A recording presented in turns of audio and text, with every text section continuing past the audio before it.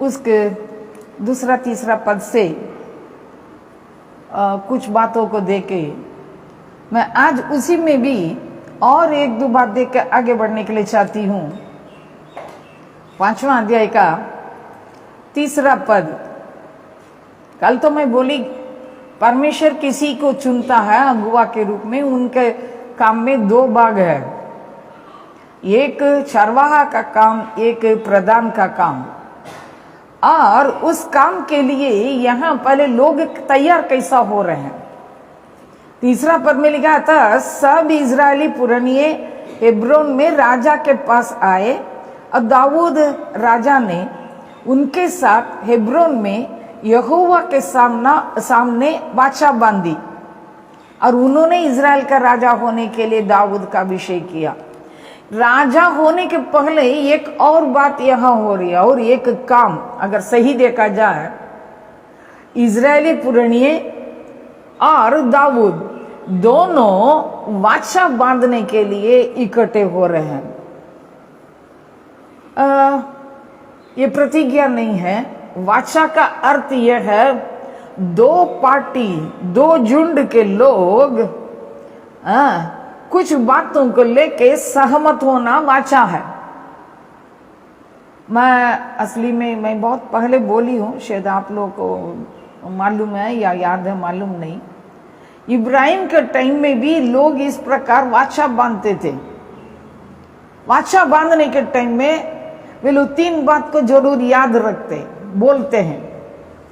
वो cutting covenant बोल के बछड़ा को ले आकर कुछ बलि के वस्तुओं को 2 टुकड़ा करके रख के, और उसी में जो दोनों टुकड़े के बीच में दोनों पार्टी के लोग अपने एक दूसरे का हाथ पकड़ के उसी में चलते हुए एक दूसरे के लिए वाचा बांधते, बोलते हैं, शपथ लेते। और उसी में 3 बातों को हमेशा कहते, मैं आपके साथ जीवन भर विश्वास योग्य रहूंगा आपके लिए। दूसरी बात, जो कुछ मेरा है सब तेरा है। तीसरी बात, आपका शत्रु मेरा शत्रु। ये तीनों बात को बोलकर उसी उन टुकड़ों के बीच में जाते हैं। तो मैं यहाँ ये देखती हूँ, यहाँ राजा होने के पहले ये लोग वाचा बांध रहे हैं। कैसा वाचा बांध रहे हैं लिखा नहीं गया है, लेकिन वाचा बांध रहे हैं। वाचा का अर्थ यह है दोनों पार्टी क्या हो रहे हैं, अपने को सौंपते हैं। इनका भी कुछ बातों को लेकर समर्पण, इनका भी कुछ बातों को लेकर समर्पण। तो उसके बाद ये राजा बना रहे हैं। तो मैं यहाँ ये बताने के लिए चाहती हूँ, आप चाहे आप एक अगुवा बन के रहें या किसी टीम में रहें, आप और टीम ये दोनों के बीच में वो जो संबंध है ये वाचा का संबंध है। जितनी बातों को अभी बोली थी 3 बार, तो आप कहीं भी रहें, किसी टीम में रहें या किसी टीम का अगुवा रहें, वह चर्च का पादरी रहें, क्या है आप और दूसरा व्यक्ति के साथ एक बंधन, एक सहमति, एक प्रकार का अर्पणता और सौंपने की बात है। हालेलुया। आप कहीं भी रहिएगा, चाहे अगुवा बन के रहें या उनके अधीन रहें। उधर अभी समझाने के लिए बोलना चाहती हूँ, मान लीजिए आप किसी संस्था में सेवक बन रहे हैं, संस्था भी आपके साथ कुछ बातों में बंधा हुआ रहता है। आप भी उस संस्था के लिए क्या हुए हैं, समर्पित है। संस्था भी समर्पित है, आप भी उनके लिए समर्पित है। नहीं बोल सकते हम ना कुछ नहीं करेंगे, आप करते रहे। जी नहीं, जी नहीं, जी नहीं, आप कहीं भी ऐसा नहीं हो सकते हैं। दोनों समर्पित है, दोनों अर्पित है, दोनों एक प्रकार का सौंपने वाली बातों में आते हैं। वह उसके बाद ही यहाँ राजा लोग बना रहा है। इस प्रकार का एक अर्पणता और वाचा की बात जो है वो क्या है, जो भी शासन है, बातें हैं, उसको स्थिर रखता। हालेलुया। दोनों समर्पित है। भैया आप कहीं भी रहिएगा, अगर आप किसी टीम में रह रहे हैं, उनके लिए अब मैं आपके लिए वफादार रहूंगा बोलेंगे नहीं, आप उस जगह में टिक नहीं सकते हैं, टिक नहीं सकते एकदम ना, आपको सौंपना ही पड़ेगा। हम फ्री रहेंगे, आपके साथ रहेंगे, जीने ऐसा कहीं नहीं चल सकता। संस्था वालों को भी आप क्या करना पड़ता, आपको क्या करना पड़ रहा उसी, अब आप समर्पित है तो संस्था वाले भी आपके लिए समर्पित होता है। मैं यहाँ इसको देख के मुझे बहुत अच्छा लगा। आज सुबह मैं पहले नहीं ऐसा अध्ययन की थी, लेकिन आज पढ़ते समय सोचे कि ओ, संस्था के लोगों के साथ मैं भी समर्पित हूं, वे लोग भी मेरे लिए समर्पित है। दोनों इस प्रकार का वाचा का संबंध में नहीं आते, तब तक कुछ काम खास नहीं हो पाएगा। ठीक, यहाँ ये देखते हैं। उसके बाद जरूरत लिखा है 6.5 साल उतना किया है, फिर उसके बाद 30 वर्ष राज्य किया है इजराइल के, सारे समस्त इजरायली को ऊपर करके लिखा है। और वहां ये भी लिखा है जब वो इस प्रकार राजा बना, उसको उम्र जिक्र है ना, 30 वर्ष का था। 30 वर्ष का, मैं तो यहाँ ये बताने के लिए चाहती हूँ 30 वर्ष करके करने की क्या जरूरत है, क्योंकि हम लोग तो उम्र के मुताबिक कुछ कुछ बातों को कैलकुलेशन करते हैं, जोड़ते हैं। 10 में बचपना है, 20 में बदमाशी करने का समय है, 30 आते ही परिपक्वता है, यानी एक प्रकार का सेटिंग है। आप 30 उम्र पहुंचते पहुंचते आपका दिमाग में कुछ बातें सेटिंग होता है, मैं ऐसा हूं, मेरी बातें ऐसी होनी है, बोल के आपका दिमाग एक स्थिरता के ओर पहुंच जाता है। और हम लोग ऐसा बोलते हैं, साउथ में हम लोग जब लोगों के बारे में बोलते हैं तो बोलते हैं 40 में क्या होता है, पक्के बाल स्टार्ट करेंगे, 50 में थोड़ा सा गिड़गिड़ाएंगे, 60 में बगीचा में पहुंच जाएंगे। ऐसा तो धीरे धीरे एक एक उम्र के अनुसार आपके अंदर भी कुछ बातें होती है। मैं यहाँ देखती हूँ ये 30 उम्र तक इसके जीवन में कुछ ऐसा परमेश्वर स्टडी करने की बात नहीं देख रही हूँ। केवल ये नहीं, आप एक और वचन पढ़िए ना, उत्पत्ति 41 का 46, उत्पत्ति 41 का 46, वहां हम लोग यूसुफ के बारे में देखते हैं। जब यूसुफ मिस्र के राजा फिरौन के सम्मुख खड़ा हुआ, तब वो 30 वर्ष का था। 41 का 46 यूसुफ का आयु वहां जिक्र है।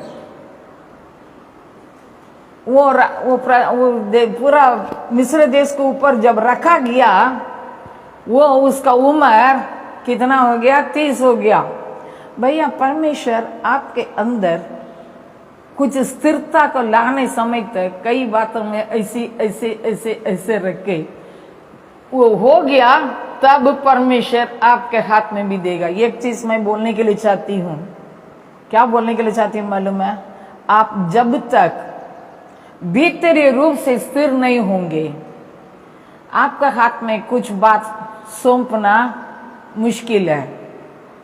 कुछ लोग उम्र तो हो गया 30, 35, 40, लेकिन कभी कभी किसी किसी के जीवन में जिंदगी भर स्थिरता ही नहीं रहता।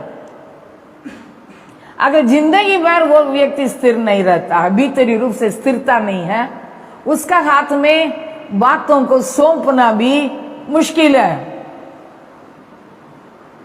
मेरी बात समझ लीजिए।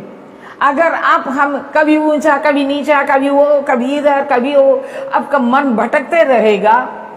आपके जीवन में मैं लीडर होने के चलते बोल रही हूँ, अगर आप देख रहे हैं ये व्यक्ति इतना तक रहेगा, इतने ही साल रहेगा, 2 साल यहाँ रहेगा, 2 साल वहां चले जाएगा, तो वो लीडर जो है उनके लिए किसी भी रीति से उस व्यक्ति के लिए प्लानिंग नहीं कर सकता। आपको डेवलप करने के लिए, आपके लीडर आपके ऊपर खर्च करने के लिए, आपके बारे में दर्शन रख के बनाने के लिए लीडर काम नहीं कर सकते हैं यदि आपके अंदर स्थिरता नहीं है, आपके अंदर एक दृढ़ता नहीं होगा। आपके लीडर आपको बना ही नहीं सकते हैं ना। क्यों मालूम है? आप लोग जीवन में सीख जाइए। जवानी में है, मन इधर भटकेगा, कभी उधर जाएगा, कभी इधर आएगा। आपके लीडर आपको किसी भी रीति से बना के किसी भी काम के लिए योग्य बोलकर किसी जिम्मेदारी को आपके हाथ में दे नहीं सकते। तो आप जैसा जैसा आपका उम्र बढ़ रहा है, आप सोचिए मुझे किस प्रकार किन किन बातों में दृढ़ होना है। ये सीख जाए अपना व्यवहारिक जीवन में, ये बहुत जरूरी है। कई लोग इसके बारे में ध्यान नहीं देते हैं, तुम्हारे जिंदगी में कभी कहीं नहीं टिकते, कहीं नहीं टिकते। पहले आप अपने अंदर स्थिरता को लाइए, सोचाहट में स्थिरता को लाइए, काम करने के शैली में दृढ़ता को लाइए, आत्मिक जीवन की बातों में, आपका प्रार्थना जीवन में, कई बातों में एक दृढ़ता को लाइए। मान लीजिए कोई किसी के बारे में सोच रही हूँ, वो व्यक्ति अचानक टप होकर गिर गया, वो बोल रहे कि ना हम ये करो वो कर, भाग जाएगा, तो फिर उनका हाथ में क्या सोच सकते हैं भाई?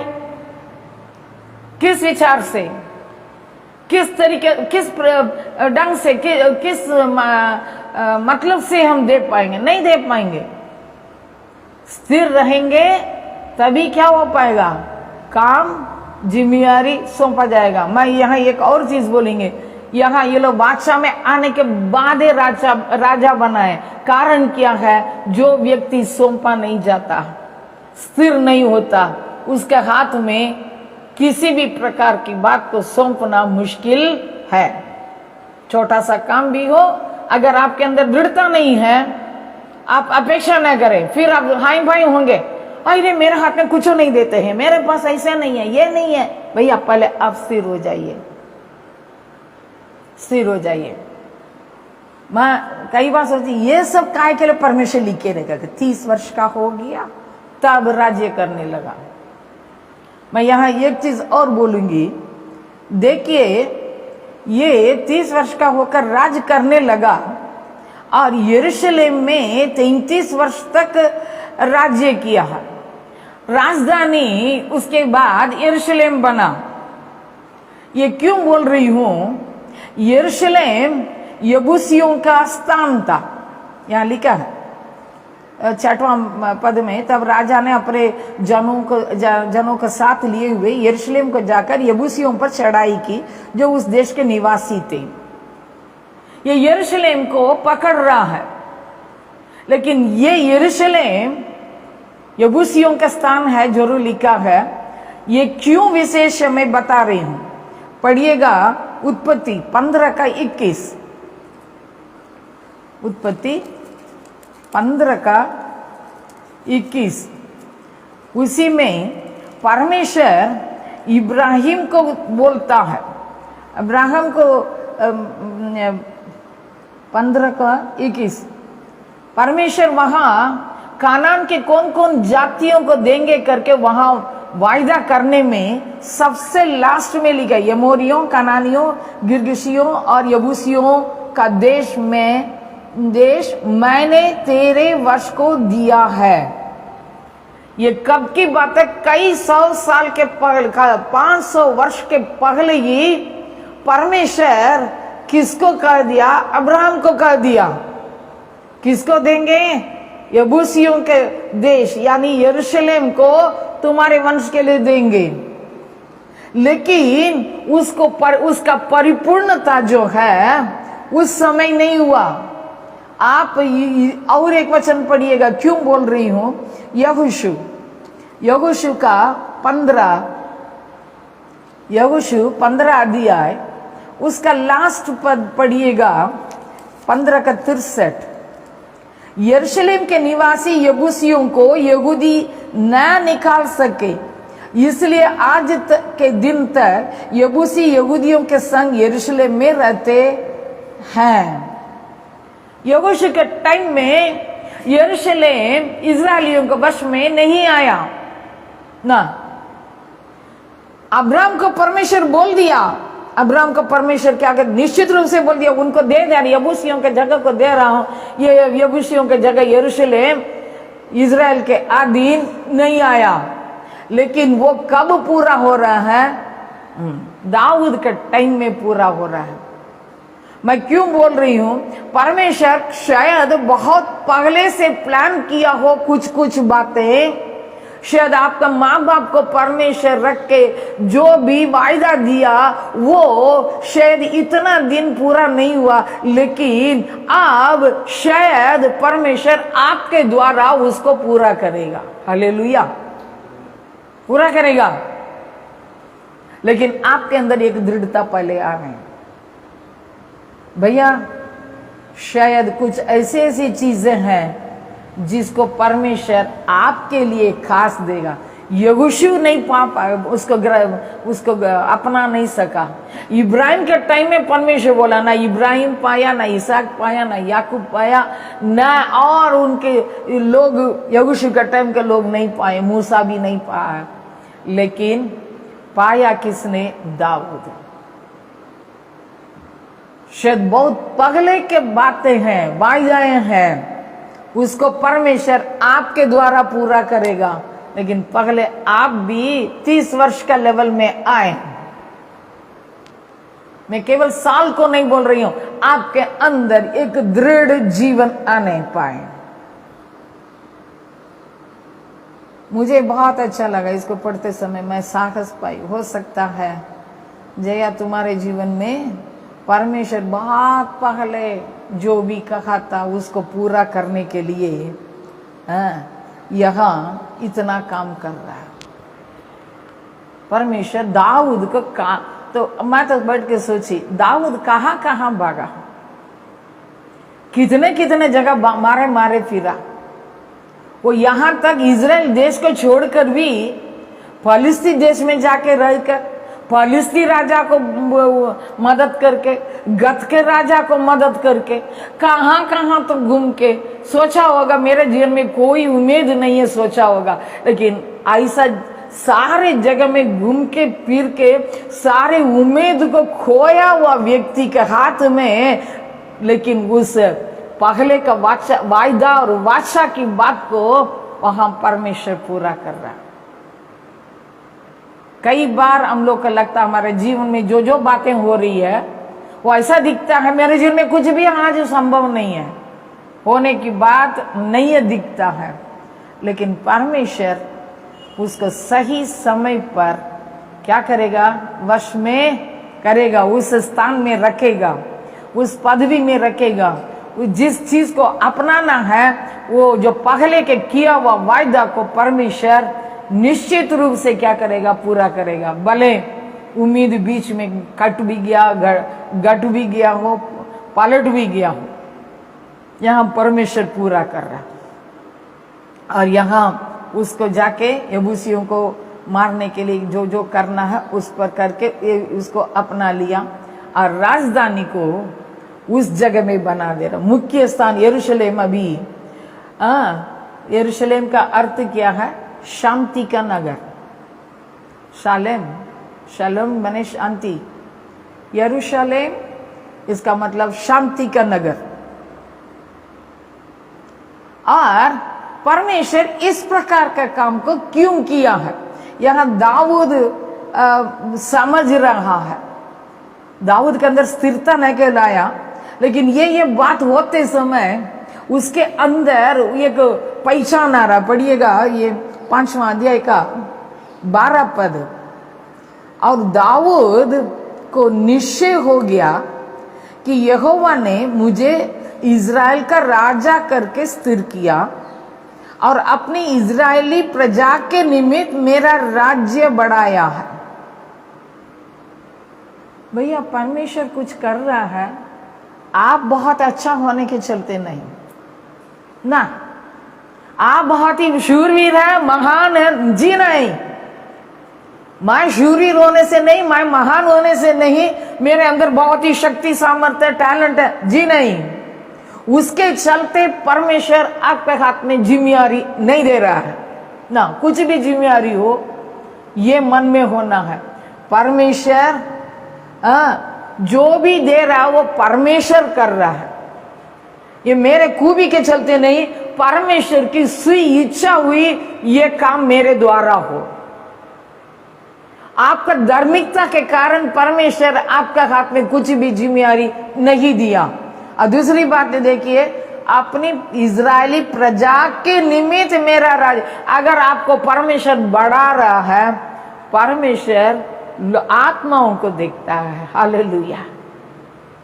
उसके लोगों को देखकर परमेश्वर आपको ऊंचा करता है, आपको बढ़ा रहा है, आपको क्षेत्र को बढ़ा रहा है। परमेश्वर आत्माओं को देखता है। ये नहीं कि मैं बहुत अच्छी हूं, बहुत पवित्र हूं, जी नहीं, उसके कारण नहीं। आज समझ लें, कई बार हम लोग सोचने लगते हैं हम बहुत अच्छे हैं, हमको मेरे को ये करना बनता, जी नहीं, उसके चलते परमेश्वर नहीं दे रहा है। परमेश्वर पहले के वायदा को पूरा करने का विचार किया और परमेश्वर देख रहा है ये सारे लोगों को, ये लोग सब मेरे लोग हैं करके परमेश्वर अपनापन दिखाने के लिए, परमेश्वर अपने लोगों के ऊपर जो अपनापन रखा है उसको दिखाने के लिए ही आपको रखा है। इसका मतलब I am not the owner of it, I am just a steward. मैं उसका मालिक नहीं हूं, मैं केवल भंडारी हूं, काम सौंपा हुआ व्यक्ति हूं। कुछ भी चीज अपना नहीं है। जीवन में आपका हाथ में कुछ भी आए, इसको मन में रख लें, परमेश्वर आपको भंडारी के रूप में रखा है। भंडारी का अर्थ काम सौंपा हुआ, मालिक का सारा चीज आपका हाथ में दे के उसकी योजना को पूरा करने वाला ही भंडारी है। तो आप कहीं भी रहेंगे सेवकाई में, कुछ भी जिम्मेदारी पाएंगे, आप भंडारी के रूप में रह रहे हैं। हम इसको कभी ना बोले। आइए हम प्रार्थना करें।